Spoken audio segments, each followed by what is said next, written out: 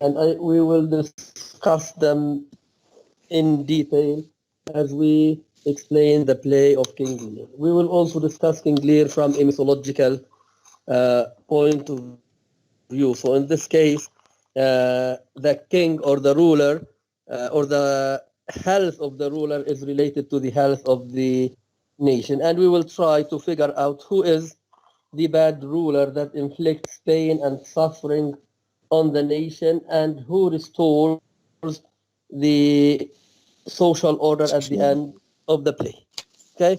Now, King Lear Yes. is a play that is made up of two plots. The main plot, which is represented by the story of King Lear and his three daughters, and the subplot, which is represented by the story of Gloucester and his two sons, Edgar, the legitimate son, and Edmund, the illegitimate son. Now, King Lear is an old man. He wants to divide the kingdom up between his three daughters on the basis of love, i.e., on the basis of how much each daughter loves him, she will get a certain portion of the kingdom. His two elder daughters, Goneril and Regan, flatter their father. They tell him that they love him more than anything in the universe. So he gets flattered, so they get their own portions of the kingdom. Cordelia, the youngest, tells her father that she loves him as a daughter is supposed to love her father. So Cordelia doesn't know how to flatter her father. She doesn't know how to tell lies like her sisters. She is a truthful person. As a result, King Lear disowns her, i.e., he says she is no longer his daughter. Disowns, Disowwn.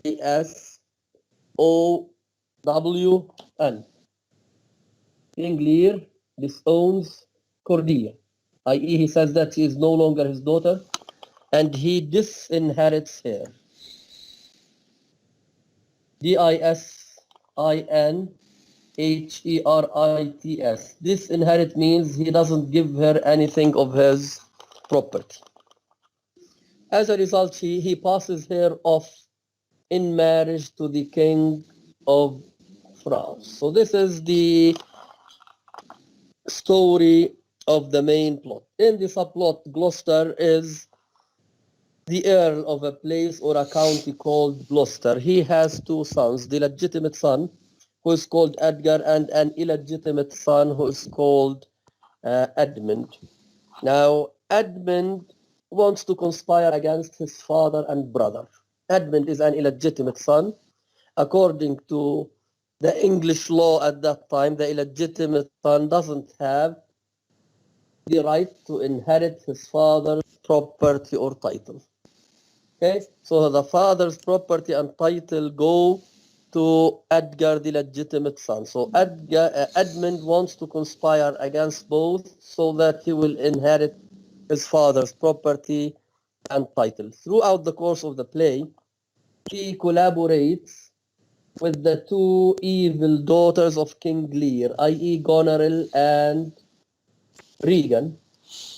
Both of them fall in love with him. He promises each of them to marry her. At the end of the play, the three are destroyed. Okay? And Edgar becomes the king of England, according to the play. So King Lear dies at the end of the play. His daughter Cordelia, who comes from France at the head of a French army to rescue, to save, to help her father, also dies at the end of the play. Now here we have two plots, the main plot and the subplot. The two plots converge at the end of the play. Converge, i.e. Converge. Converge means they meet at the end. Okay? The two plots converge at the end when Edgar becomes the king of England. Okay, so Edgar becomes the king of England because he upholds the values that King Lear believes in. Upholds, upholds. It is one word. Edgar upholds the Christian values that King Lear believes in. Last time I told you that King Lear wants to have a kingdom ruled by Christian values. And the person who should take over, the person who should restore the social order at the end of the play is Edgar himself, because Edgar, through the course of the play, Edgar, through the course of the play, shows the audience that he is the embodiment of the values that King Lear cherishes. He embodies the values that King Lear cherishes. Okay?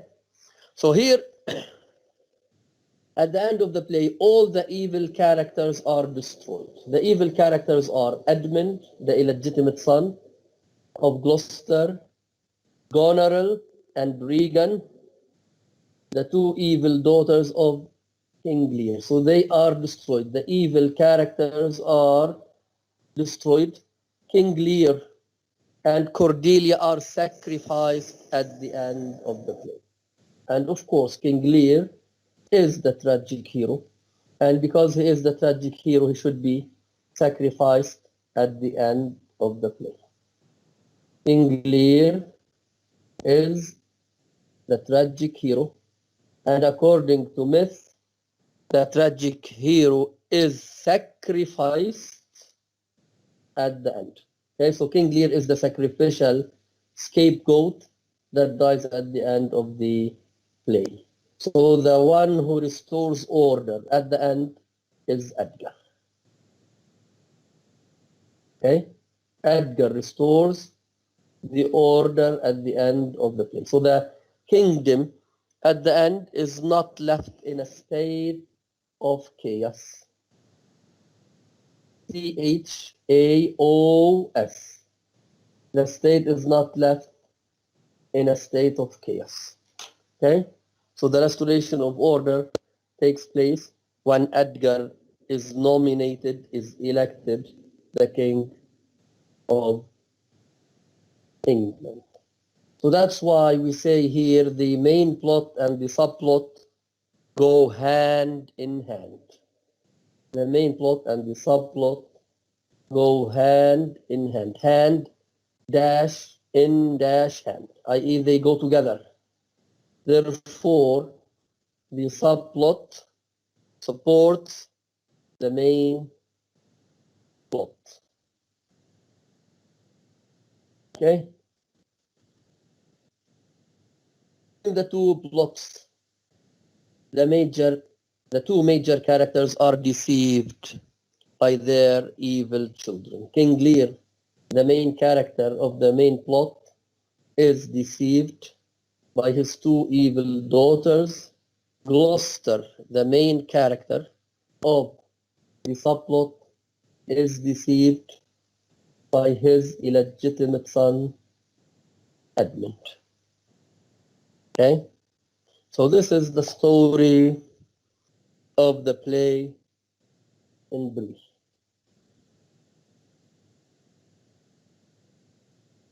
Okay? Now here in the play, we have elements of the morality play. We have elements of the morality play. Why? As we know, morality, M-O-R-A-L-I-T-Y. The morality play came into being during the Middle Ages. The morality play flourished or came into being during the Middle Ages. The morality play presents certain characters. These characters are personifications, i.e. they are not real characters, they are personifications of certain virtues and vices. Certain virtues and vices. Therefore, In a morality play, you may have, let's say, death as a character. You may have gluttony as a character. You may have pride as a character. All of these are sins, are vices. You may have humbleness as a character. Humbleness is a virtue. Okay? So a morality play deals with the conflict between virtues and vices.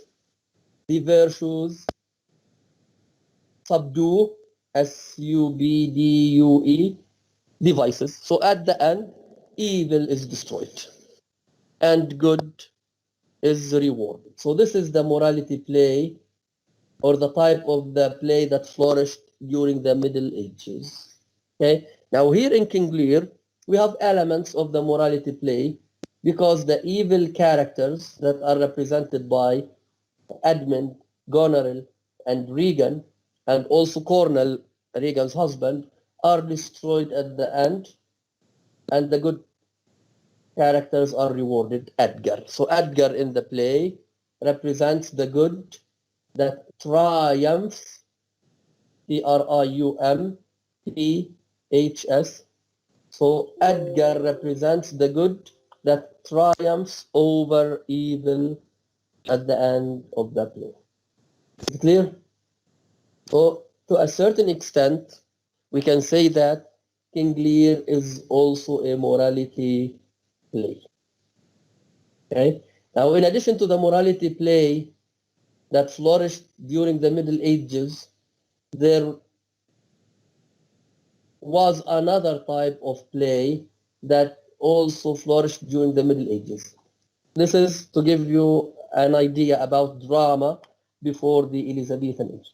So during the Middle Ages, a kind of play came into being. This kind of play is called the miracle play. M-I-R-A-C-L-E, miracle play. So this type of play deals with the lives of saints, the life of Jesus Christ, the life of Virgin Mary. Miracle plays were performed at the church. Okay? Miracle plays were performed at the church. So the two main types of plays that came into being during the Middle Ages are the miracle plays and the morality plays. Okay? Then comedy and tragedy came into being during the Renaissance. Okay? Comedy and tragedy came into being during the Renaissance. And the Renaissance drama has its roots in Greek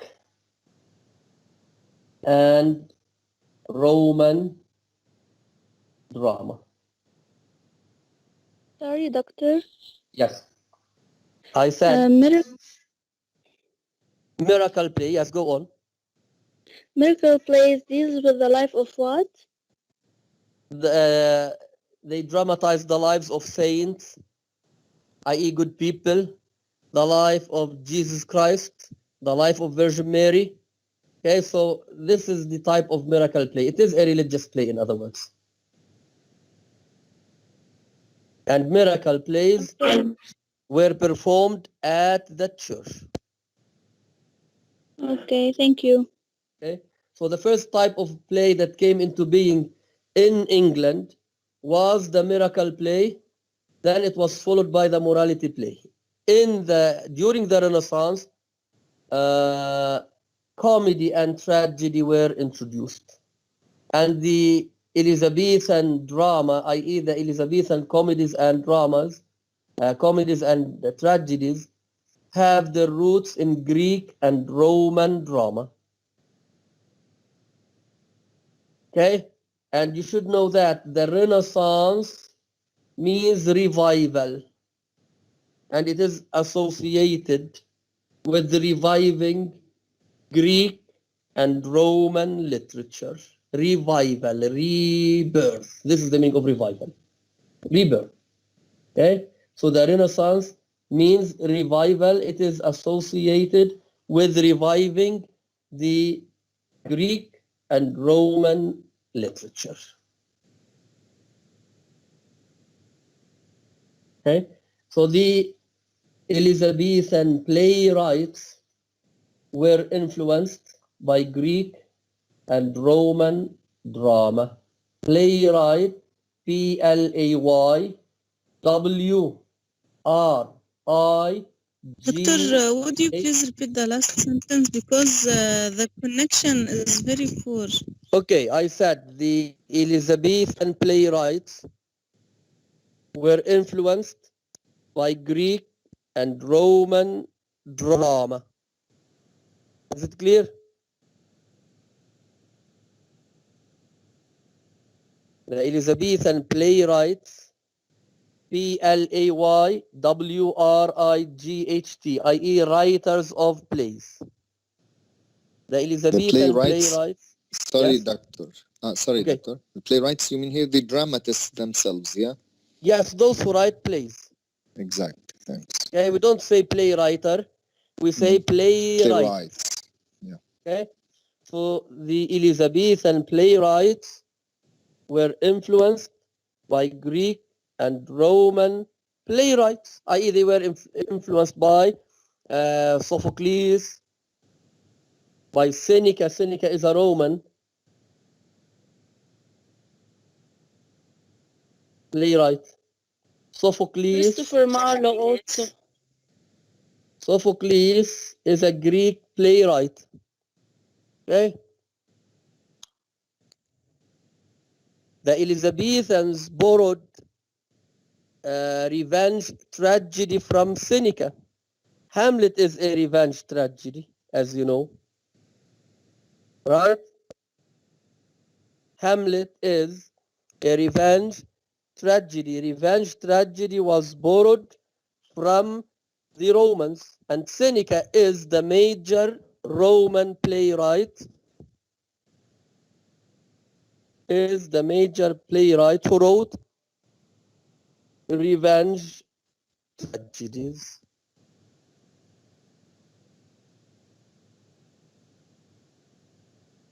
Is it clear?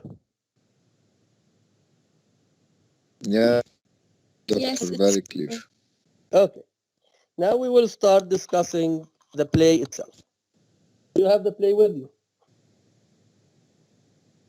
Yeah, You have the we play? have it. Okay. Act Yes, 1, we scene have. 1. Act 1, scene 1. The very beginning.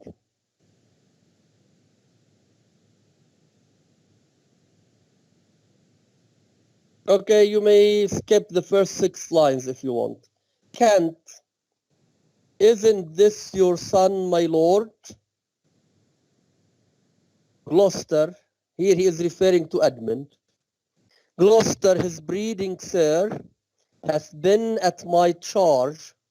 I have so often blushed to acknowledge him that now I am braced to it. Kent, I cannot conceive you. Gloucester, sir, this young fellow's mother could. Here I cannot convince you. Kent is saying that I cannot understand you. Gloucester says, this young fellow's mother could, i.e. this young fellow's mother could conceive, i.e. could give birth to him. So there is a pun on the word conceive. So it means in the first case, understand. In the second case, it means to become pregnant. Okay? So Gloucester, sir, this young fellow's mother could, whereupon she grew round-wombed, and had indeed, sir, a son for her cradle, ere she had a husband for her bed. Do you smell a fault? Kent, I cannot wish the fault undone, the issue of it being so proper. So here Gloucester is referring to the fact that Edmund is his illegitimate son. Gloucester, but I have a son, sir, by order of law, i.e. illegitimate son, some year elder than this, who yet is no dearer in my account. Okay, so he has a legitimate son who is 1 year older than Edmund. Here he is referring to Edgar. Though this knave came something saucily into the world, i.e. lustfully, he is the result, Edmund is the result of lust. Though this knave came something saucily into the world, before he was sent for, yet was his mother fair. There was good sport at his making, and the whoreson must be acknowledged. Do you know this noble gentleman Edmund? Edmund, no, my lord. Gloucester, my lord of Kent. So at the very beginning, Gloucester introduces us to the idea that Edmund is his illegitimate son. And later on, we will see how Edmund tries to revenge or to avenge himself on his society in general. Okay, so the English society, according to the play, doesn't acknowledge illegitimate children. Illegitimate children are not entitled to inherit the titles and the properties of their parents. This is number one. Number two, Edmund is 1 year younger than Edgar. And according to the English law of that time, only the elder son can inherit his father's property and title. So here, there is a reference to the fact that Edmund considers that this is a kind of social injustice. There is a sense of social injustice. So the social injustice of the age leads Edmund to conspire, to plot against his father and his brother. Okay? So he feels that he is discriminated against. He feels that he is treated as inferior to his illegitimate brother. So later on, at the beginning of Act 1, Scene 2, Edmund will express his own real nature and his real intention. We will come to this later on. So this is Act 1, Scene 1, and King Lear in Act 1, Scene 1 declares the intention of dividing up the kingdom between his 3 daughters. Okay, we have Lear, line 31, 2, let's say line 33. Lear. Meantime, we shall express our darker purpose. Give me the map there. Know that we have divided in 3 our kingdom. It is our fast intent to shake all cares and business from our age, conferring them on younger strengths, while we unburdened, i.e. while we unburdened, crawl toward death. Okay, so King Lear is an old man. He is some 85 years old. He wants to abdicate the throne. Abdicate, A-B-D-I-C-A-T. He wants to abdicate the throne.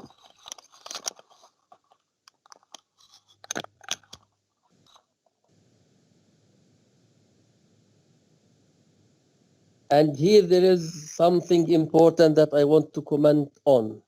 He says, "'Tis our fast intent to shake all cares and business from our age, conferring them on younger strengths, while we unburdened crawl toward death." I want to comment on crawl. Okay? Animals crawl. So King Lear, at the end of his life, wants to crawl toward death. So here we have an animal imagery. This animal imagery that we have, high reduction of King Lear, as well as many of the characters to the level of animals.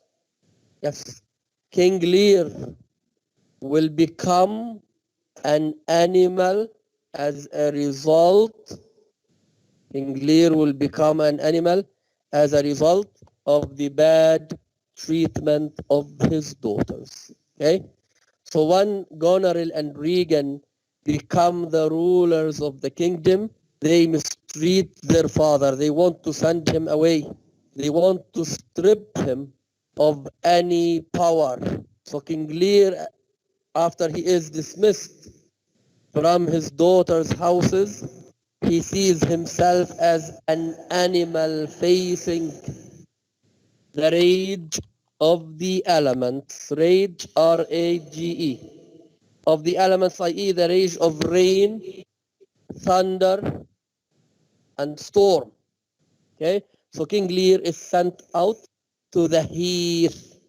Heath, H-E-A-T-H. I.e. he is sent out to the wilderness. And he sees himself reduced to the level of an animal. So the way King Lear lives on the heath is compared to man's life in the state of nature.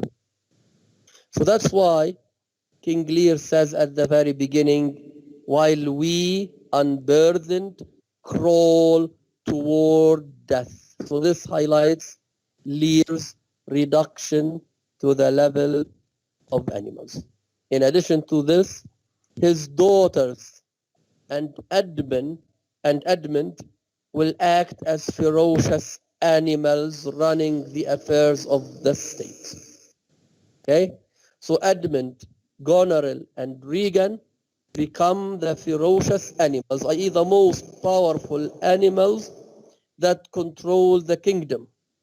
And under their reign, the kingdom becomes a state of nature. It becomes a jungle.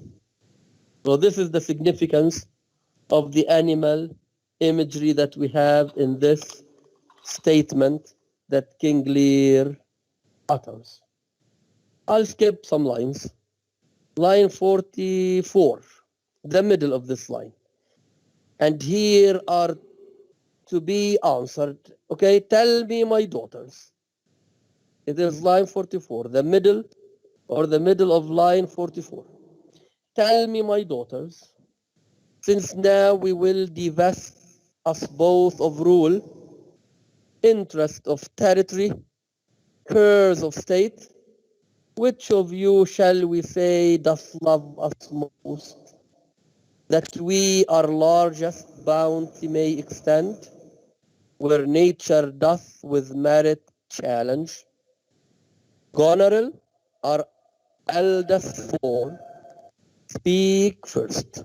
So at the literal level, King Lear wants to set the kingdom on the basis of love. Okay?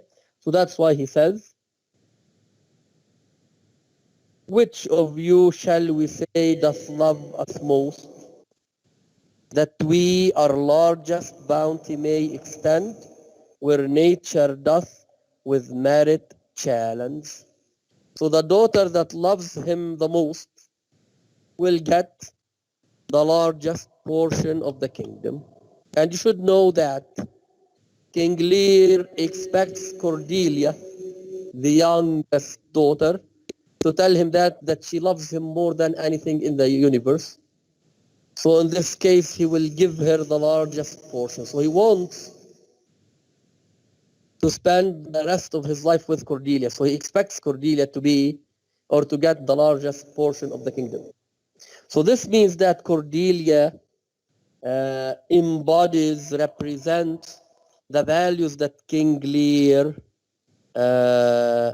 cherishes, upholds. Okay, so King Lear at the literal level, wants to divide the kingdom on the basis of love. Earlier on, I told you that at the symbolic level, King Lear's noble cause is to have a kingdom ruled by Christian values. Okay, so the Christian values that King Lear upholds are love, pity, sympathy, care, attention. Okay, so at the literal level, King Lear may seem to be a childish person, but he is not childish. Okay, King Lear here expresses his noble cause at the very beginning of the play, at the very beginning of the action. Lear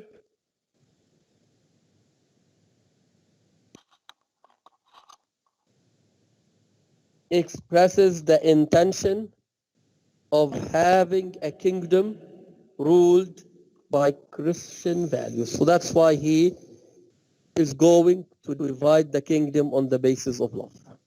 And we know that love is a Christian value. God for the Christians is love.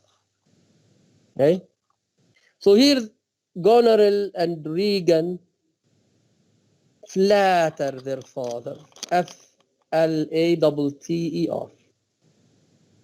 Goneril and Regan flatter, i.e. they don't tell the truth. Okay? So they tell their father that they love him a lot. And they cannot express their love for their father in words. So each one of them gets her portion of the kingdom. It is Cordelia's turn now.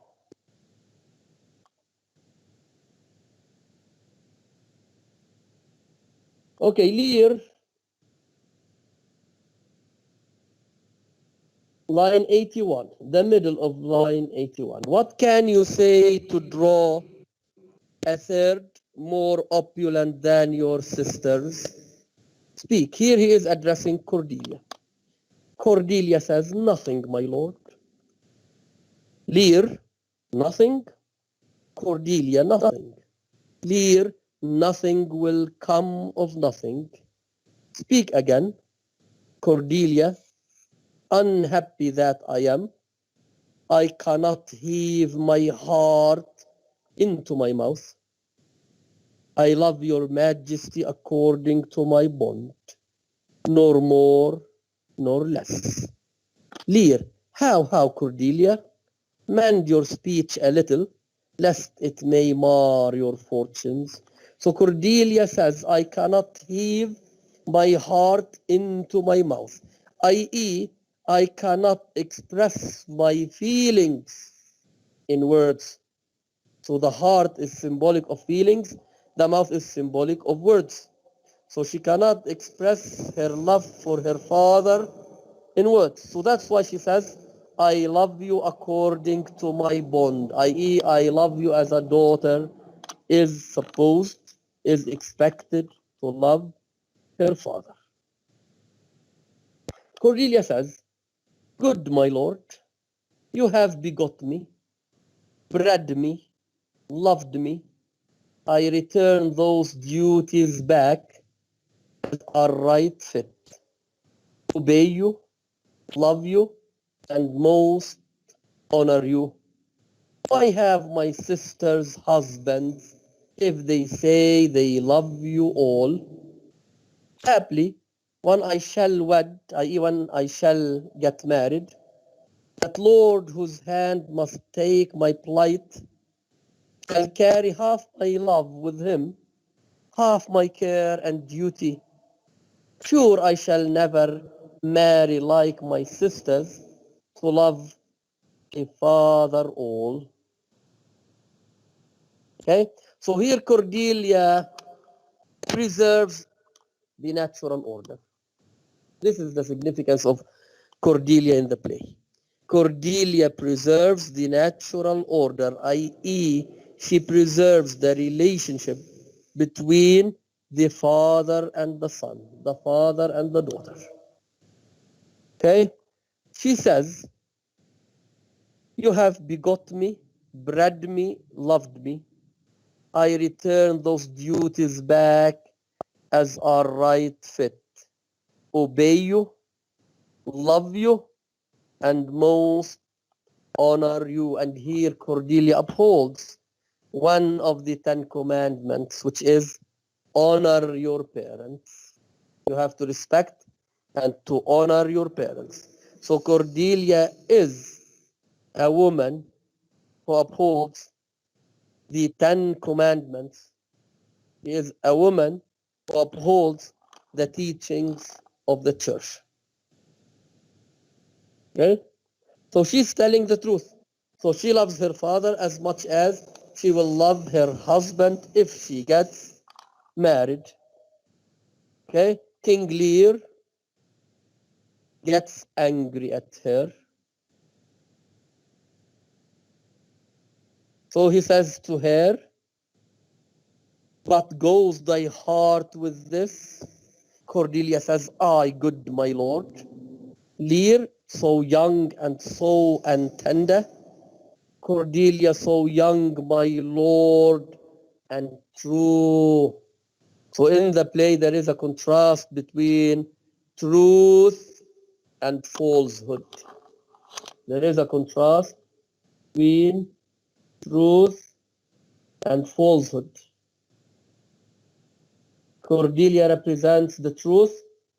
Her sisters represent falsehood, i.e. flattery. Okay.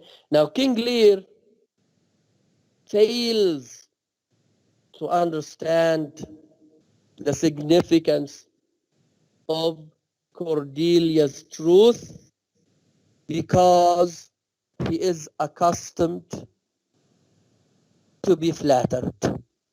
He is accustomed to be flattered. He is a king, and the world of kingship is a world of flattery and hypocrisy. Okay? So King Lear doesn't expect Cordelia to speak to him in this way. So later on, towards the middle of the play, King Lear will acquire knowledge of the true nature of kingship. Okay? King Lear will realize that he has been living in a world of flattery and hypocrisy. Okay? So this is one type of knowledge that he acquires through the course of the play. Okay? So King Lear, as a result, disowns and disinherits Cordelia. Okay? Now Kent, who is one of the earls of England, earls, E-A-R-L-S, wants King Lear to change his mind.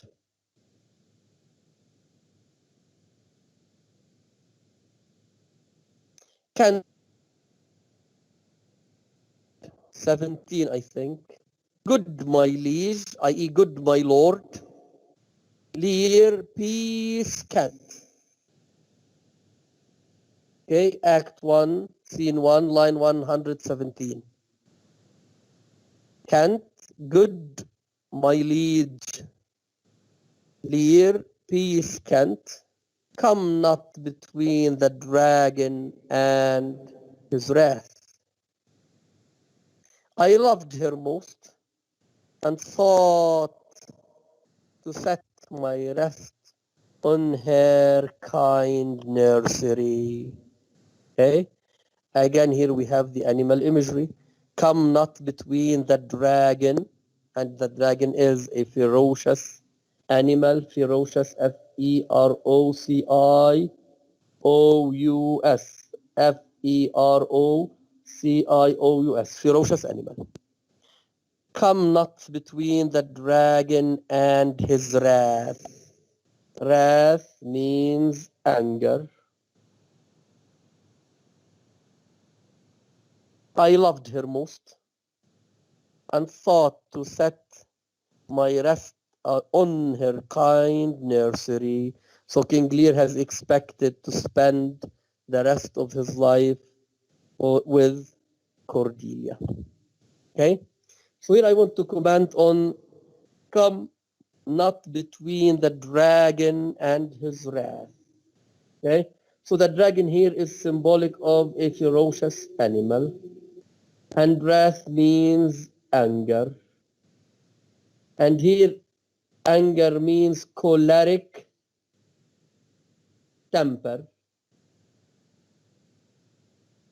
Choleric, Choleric. Choleric temper, Temper. Choleric temper means to be controlled by anger. Okay? Therefore, when man is controlled by his choleric temper, he doesn't act according to the dictates of his mind. When man is controlled by his choleric temper, he cannot act according to the dictates of his mind.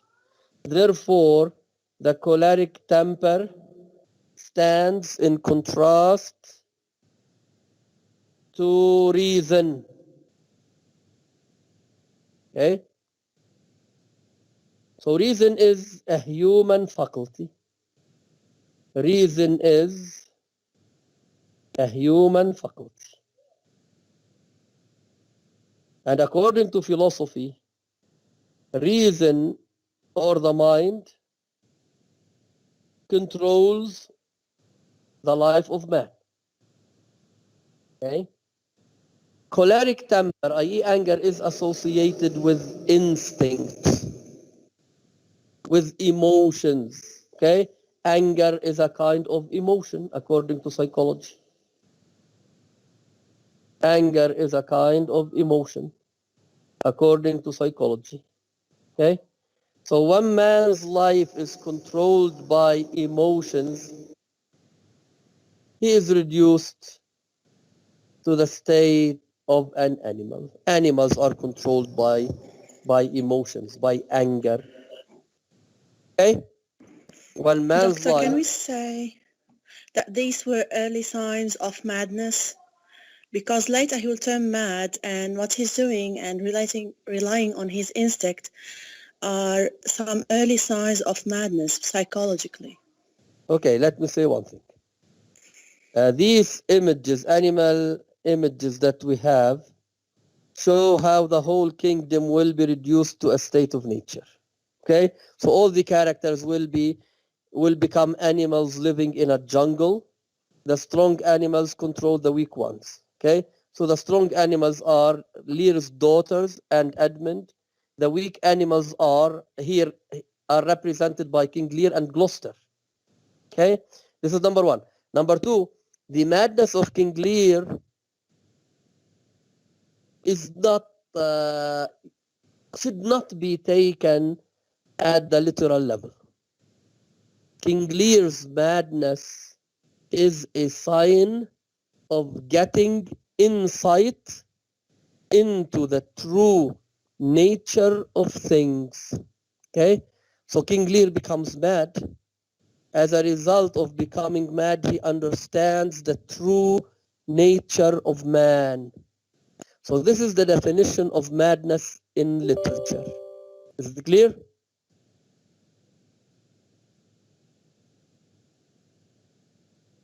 Okay? So that's why madness, okay? That's why madness has a great role in romantic literature. The romantic writers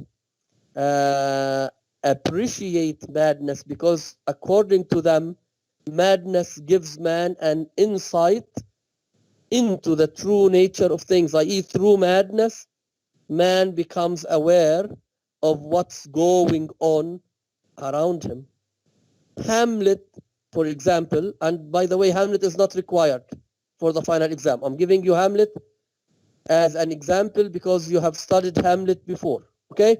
So Hamlet pretends to be mad. He's not mad, by the way. So madness in Hamlet is used as a means of getting insight into the true nature of Claudius. Hamlet wants to know whether Claudius is the one. He wants to make sure that Claudius is the one who has killed his father. Okay, so Hamlet is not really mad. Okay, he feigns, i.e., he pretends to be mad. Feigns, F-E-I-G-N-S. He pretends to be mad. Anyway, so in King Lear, madness gives King Lear a certain kind of understanding. Okay, so that's why Edgar says reason in madness. When Edgar meets King Lear on the heath and listens to the statements that King Lear utters on the heath, Edgar comments saying reason in madness. So he says, although King Lear is mad, he is saying something sensical, something true. Because on the heath, King Lear becomes aware of the true nature of man as well as of the true nature of kingship.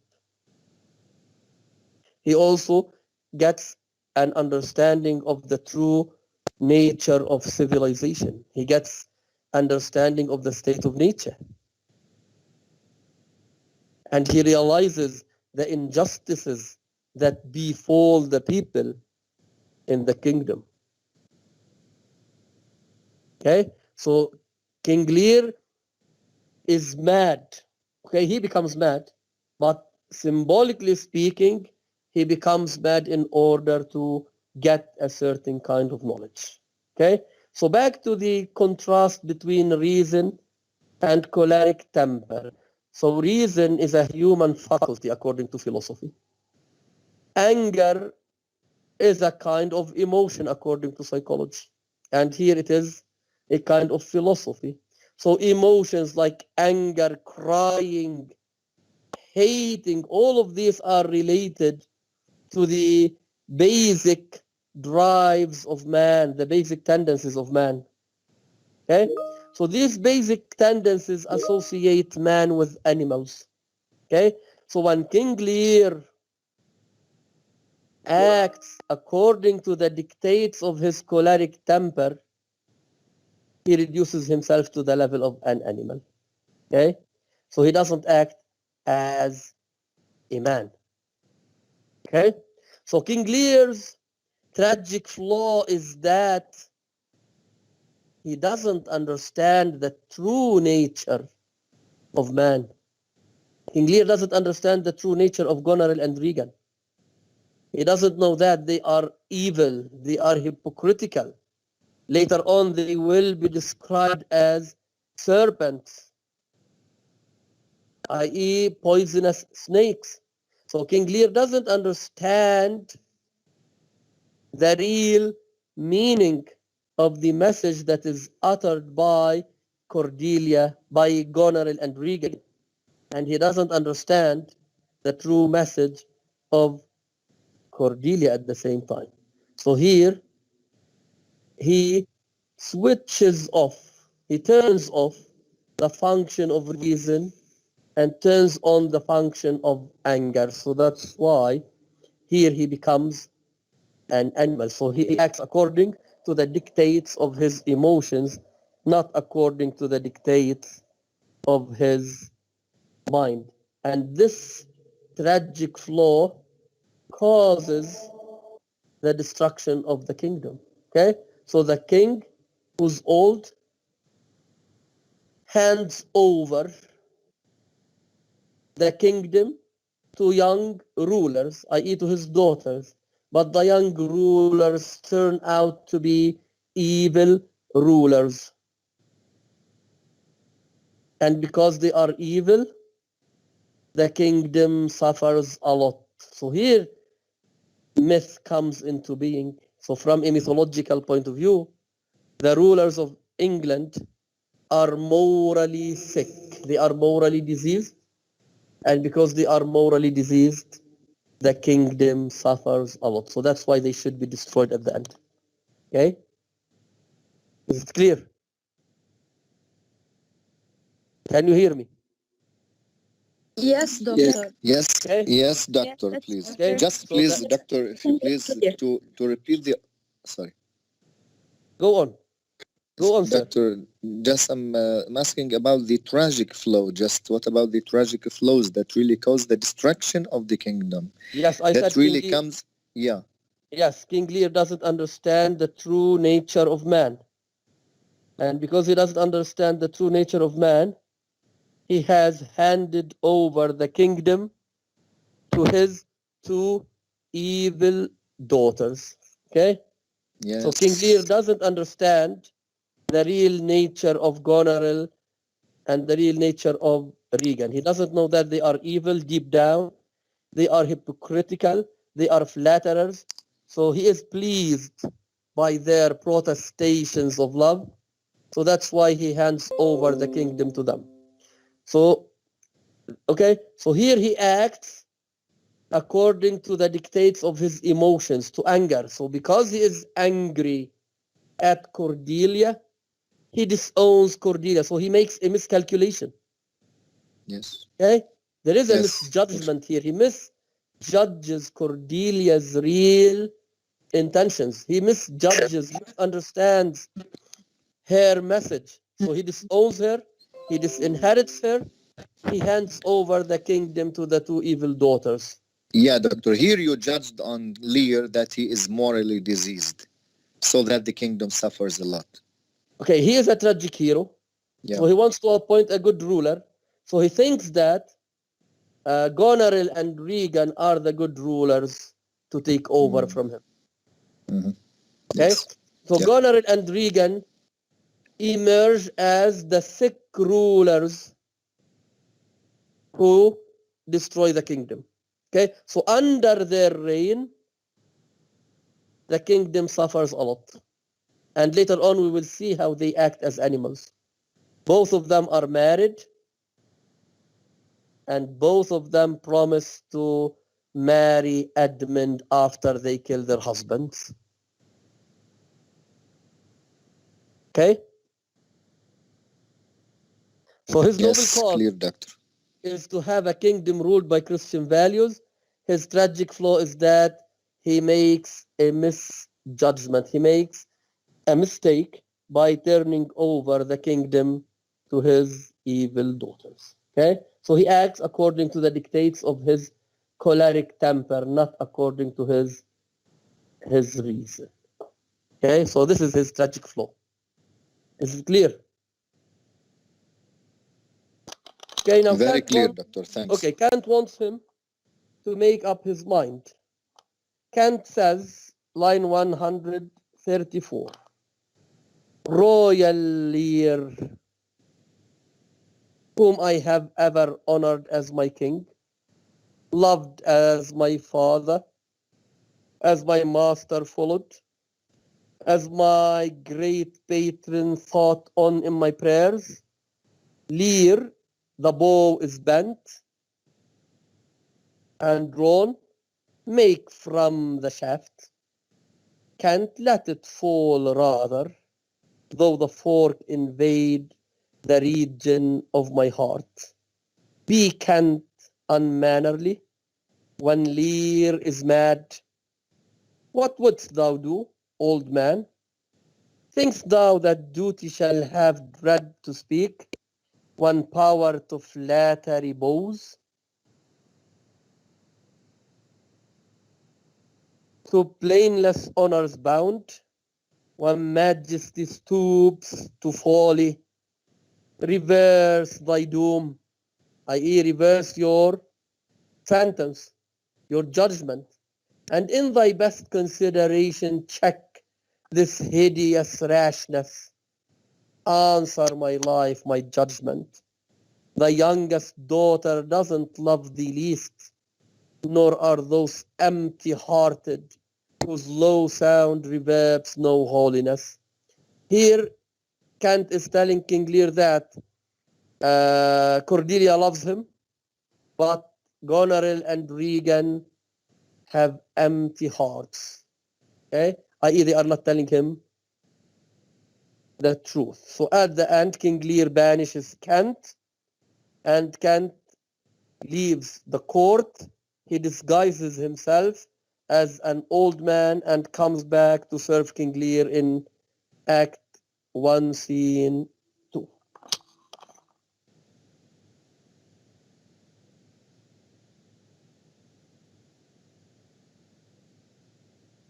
Okay, so by disowning Cordelia, King Lear violates the natural chain of being.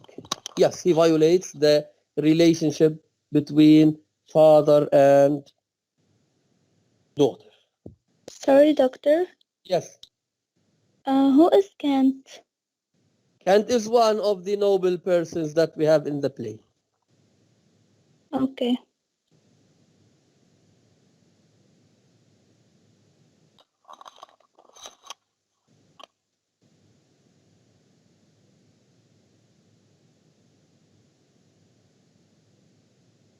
Okay, now at the end, King Lear asks Burgundy if he wants to marry Cordelia without a dower.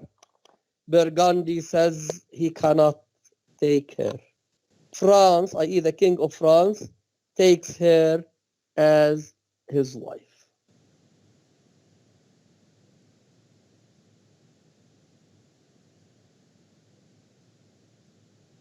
Dr. Bardil is the king of France, or he is another person? I didn't hear you well. Repeat the question. Bardil, that King Lear asked him to take her, is the king of France, or he is another person? Burgundy is the Duke of Burgundy. It is another country. And the King of France is the King of France. And both of them are suitors who want to marry Cordelia. When Cordelia is disowned and disinherited, Burgundy refuses to marry her. He wants to have a dowry. The King of France accepts to marry her, although she is disowned and disinherited by her father. Is it clear? Yes, doctor, all clear. Doctor, Okay. sorry, but by disinheriting Cordelia, King Lear as well violates the law of the kingdom. I said he disowned her. He says she is no longer his daughter. So in this case, he has violated the natural order. Okay. Okay? The natural order. So here the natural order is represented by the relationship between the father and the daughter. Cordelia preserves the natural order when she says that she loves her father as a daughter is supposed to love her father. And she will love him as much as she will love her husband when she gets married. King Lear violates the natural order because he disowns her. Okay. Is it clear? Yes. So we live in a according to the philosophy of the Renaissance, man lives in a well-ordered universe. Okay? Man lives in a well-ordered universe. So King Lear violates this order when he disowns Cordelia.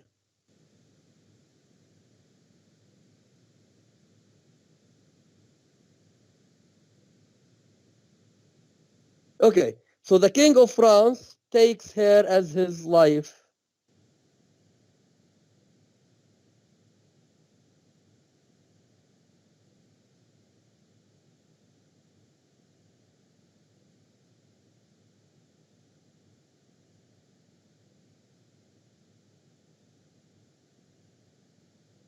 Okay, France, line 231. 231. So here France is the King of France. He says, is it but this, a tardiness in nature which often leaves the history unspoke that it intends to do? My lord of Burgundy, What say you to the lady? Love's not love when it is mingled with regards that stand aloof from the entire point. Will you have her? She is herself a dowry.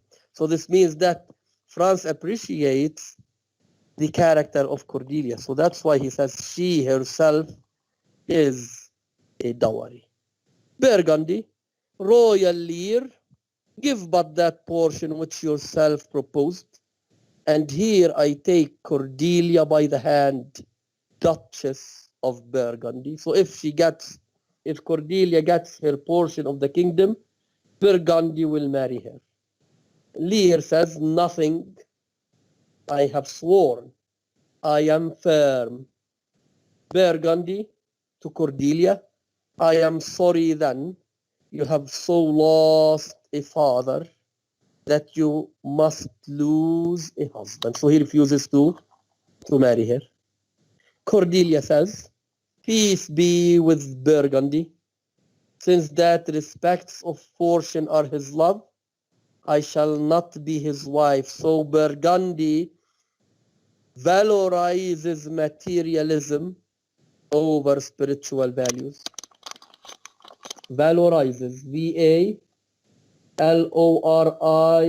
V-A-L-O-R-I-Z-E-S. Burgundy valorizes materialism over spiritual values. Okay? In other words, he prefers money, territories, land, property, titles to any spiritual value that people cherish. Okay? Cordelia is symbolic of spiritual values in the play. So Burgundy is a materialistic person. So he wants to marry her in order to get her portion of the kingdom. So in this sense, he is materialistic. So according to him, marriage is a means of acquiring more property and more titles. Okay? So he doesn't appreciate Cordelia as a woman, as a human being, according to the Renaissance view of man. So that's why he doesn't want to marry her. She says to him, peace be with Burgundy, since that respects of fortune, i.e. respects of money, of materialism, are his love, I shall not be his wife. So Cordelia doesn't want to marry a Excuse man. me, Yes, دكتور. yes. هذه أي صفحة؟ مش عارفة وين عم تقرا، ما عادش تبعت معك. Act 1, scene 1. إيه. I said line 231, France. Then after France you have Burgundy. Then you have Lear, you have Burgundy, Cordelia. Cordelia line يعني أنا معي كتاب. 240. Wait a أنت minute. عندك صفحة 11. 245. Line. I am referring to lines because I have a different edition. According to my edition, أوكي. I'm reading on page 13. أنا نفس كتابك بلا. أوكي. The newest one edition? إيه. Okay, Yes. Act 1, Scene 1, page 13. Towards the end, Okay. you have Thank the number of the line to the right. 220. 200. No, I read 231. France. Is it but this a tardiness in nature? Can you find it?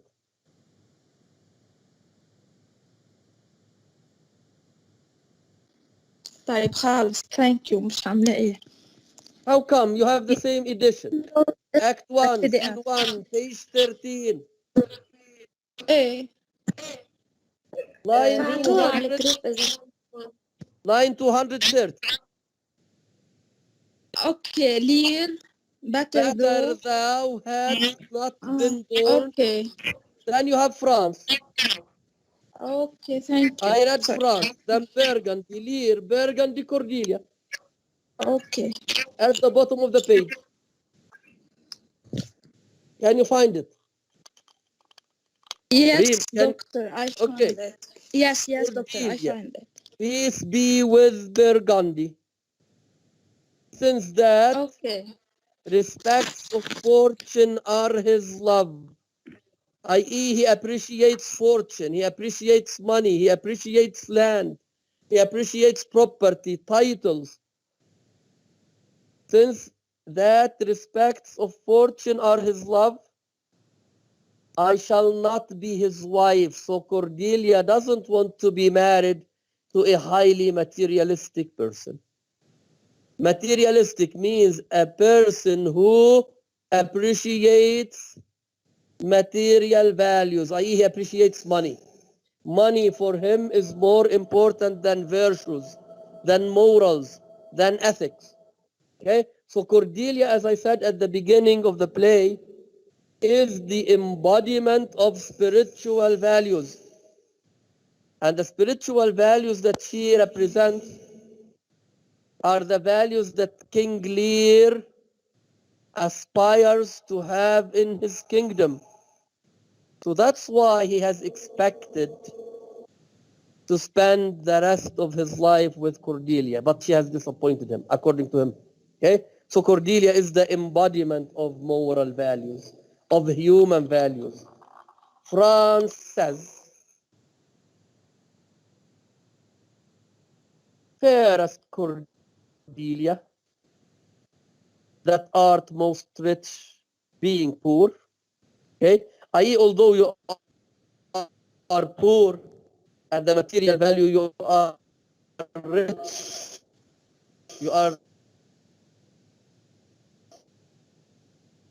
best forsaken, i.e. you are the best choice, although you are forsaken, you are forgotten by your parents, most loved, despised, i.e. you are the most loved woman, i.e. by him, by France, although you are despised by your father. So the statement is concise. Okay? Fairest Cordelia, thou art most rich, being poor. Okay? I.e. she is more rich at the moral level. She is poor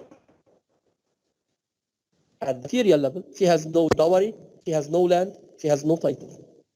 Most choice forsaken, most loved, despised. Thee and thy virtues here I seize upon. i.e. France appreciates Cordelia's virtues and moral values. So that's why he wants to marry her. Okay? Although she is disinherited, she marries her because she is a woman who acts according to the Renaissance view of man. Okay? So France falls in love with Cordelia's moral values and virtues. So this is the difference between the King of France and the Duke of Burgundy. The King of France appreciates moral values. Burgundy appreciates material values. Okay? So that's why he takes Cordelia as his wife and as the queen of France and his nation. Be it lawful, I take up what's cast away. Gods. It is strange that from their coldest... Doctor, Okay. Do you have a question? I just want to ask you a question. Yes. I'm not getting the point how you said that the sisters are the evil side of the play, and now you're saying Cordelia has moral value. Okay, I'll come to the sisters at the end of scene 1. Okay? I'll read the part at the end of scene 1 that shows you that Goneril and Regan are evil daughters and they want to take advantage of their father's misjudgment. Okay? Okay, thank you. Gods, it is strange that from their coldest neglect, my love should kindle to inflamed respect. Thy dowerless daughter, king, thrown to my chance, is queen of us, of ours, and our fair France. Not all the dukes of waterish Burgundy can buy this unprized precious maid of me. Bid them farewell, Cordelia, though unkind, though thou losest here a better where to find. Okay? So she takes her as his wife, as his queen, as the queen of his country, and as the queen of his nation. Okay, Doctor, yes. France in that time followed the property of kingdom. What did he do? I mean France, no, يعني France as a country. France here means the king of France. He is a man. Yes, but France, he is a man. Not okay. Okay? France means the man, the one who has proposed to Cordelia. Burgundy is the Duke of Burgundy. He is a man also. Okay. Kent is also a man. He is the Earl of Kent. Kent is a county in England. Gloucester is a county in England. So Gloucester means he is the Earl of Gloucester. Kent is the Earl of Kent. France is the King of France. Burgundy is the Duke of Burgundy. So these are characters. Okay, so here the King of France takes Cordelia as his wife, as his queen, as the queen of his country, and the queen of his nation. Is it clear? Yes. Now, Act 1, Scene 1. All the characters leave the stage except Goneril and Regan. They are left on stage and they discuss the infirmity of their father's age. It is line 279. Act 1, Scene 1, line 279.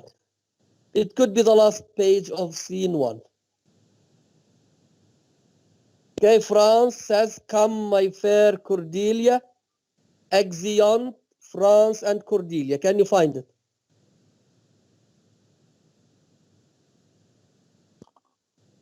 Okay, then you have Goneril. Sister, it is not a little I have to say of what most nearly appertains to us both. I think our father will hence tonight. Regan, that's most certain. And with you, next month with us. So after King Lear divides the kingdom between the two daughters, he decides to spend 1 month at Goneril's house and another house at Regan's house. So it is Goneril's turn to take her father to her house. So that's why she says that is most certain, and with you, i.e. my father is leaving tonight, and he is leaving with me, i.e. with Goneril. Next month with us, i.e. with Regan. Goneril, you see how full of changes his age is. The observation we have made of it hath not been little. He always loved our sister most, and with what poor judgment he has now cast her off appears to grossly. Okay, so they are admitting that their father is an old man, and he makes up his mind every now and then. So they are commenting on his last judgment, which according to them is a poor judgment, the result of which Cordelia was cast off, i.e. was sent away from the kingdom. Regan, 'tis the infirmity of his age, yet he has ever but slenderly known himself. This shows you the evil character of Regan and Goneril. Regan says, 'tis the infirmity of his age. So he is an old man, and he is prone to make up his mind every now and then. Prone, Prone. He is prone to making up his mind every now and then. Okay, so he is not resolute. Okay, yet he has ever but slenderly known himself. So Regan is saying that her father has rarely understood himself. So that's why they want to take advantage of their father's old age. Goneril says the best and soundest of his time has been but trash, i.e. the best time of his life has been rash, i.e. has been based on swiftness, doing things at the spur of the moment, i.e. all the judgments, all the decisions that he has made throughout his life have been made at the spur of the moment, i.e. they have not been the result of thinking. Then must we look to receive from his age not alone the imperfections of long engrafted condition, but therewithal the unruly waywardness that infirm and choleric years bring with them, i.e. they will be affected by their father's old age and his choleric temper. So that's why they want to start acting against their father at the very beginning. Regan says, such inconstant starts are we like to have from him as this of Kant's banishment, i.e. Kant is a loyal man. He has been a friend of their father. He has been loyal to him. At the end, the father has banished him. So they are afraid of getting the same as Kant has got.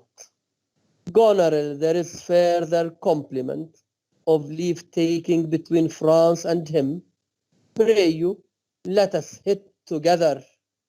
If our father carry authority with such dispositions as he bears, this last surrender of his will but offend us, i.e. they want to strip their father of any power. Okay, so he has given up the throne. They want him also to give up his power, i.e. the power to rule the kingdom. Regan, we shall further think on it. Goneril, we must do something, and in the heat. So this shows you that the two elder daughters are conspiring against their father. They want to strip him of any power. Okay, so they don't want their father to hold sway of the kingdom. So they want to strip him of any power so that they will be the real rulers of the kingdom. So this shows you the evil nature of the two elder daughters. Is it clear to you, the one who was asking me about Regan and Goneril? Is it clear?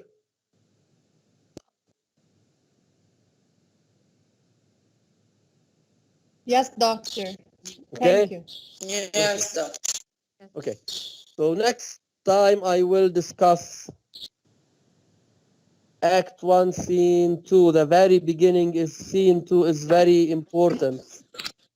It highlights the evil nature of kingdom, of Edmund.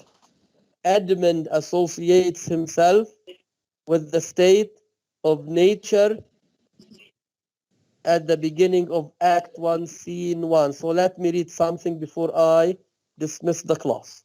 Act 1, Scene 2, the Earl of Gloucester's castle. Enter Edmund with a letter.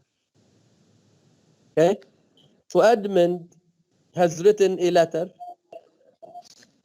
He himself has written the letter, and he convinces his father that the letter has been written by Edgar. The father reads the letter. He realizes that Edgar wants to conspire with Edmund against their father. He wants, in other words, to strip his father of his power and to divide his father's property between himself and Edmund. The father believes Edmund and he proclaims Edgar, i.e. he wants to bring him to justice.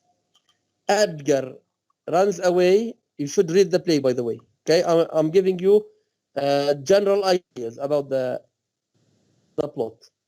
So Edmund says at the very beginning, "Oh, nature, art, my goddess." He is addressing nature. Art here means, "Oh, nature, are." This is early modern English. Art means are. Thou nature art, i.e. are my goddess. To thy law, my services are bound. Okay? So here, Edmund associates himself with the state of nature. Yes, he wants to avenge himself on the social order because the social order considers him inferior to legitimate children. So according to him, the real world that he should live in is the state of nature, where he can act according to his plans and according to his instincts. So that's why through the course of the play, he tries to destroy the social order. Okay? So thou nature art my goddess, to thy law my services are bound. Okay? Wherefore should I stand in the plague of custom and permit the curiosity of nations to deprive me, for that I am some 12 or 14 moonshines lack of a brother? Why, bastard? Wherefore base? So living in a civilized society strips Edmund of any rights. Yes, he is an illegitimate son. His birth has been the result of prostitution. Prostitution is a violation of one of the most important institutions of the social order, which is marriage. So I will comment in detail on Edmund and on his association with the state of nature. Therefore, I will leave the discussion off at the beginning of Act 1, Scene 2. Do you have any question before I dismiss the class? No, doctor. Thank you. Everything is clear. No, doctor, thanks.